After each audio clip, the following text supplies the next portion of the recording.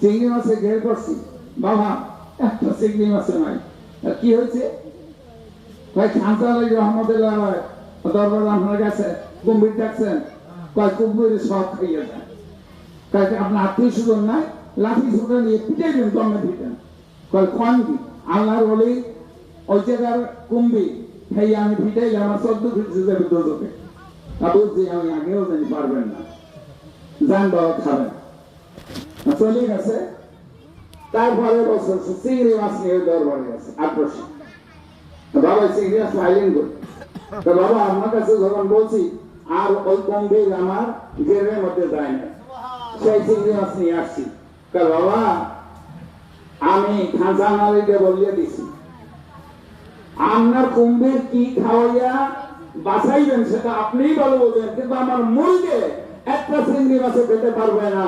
মহান আল্লাহ। আর খায় লক্ষ লক্ষ কেন কইলে উনি কইছে যে কইলে রাত ভুল হবে না। অনেক অনেক জানি, এই একটা কথা বললাম। আর আপনাদের কাছে একটা দাওয়াত দিয়া আমি বিদায় নিচ্ছি।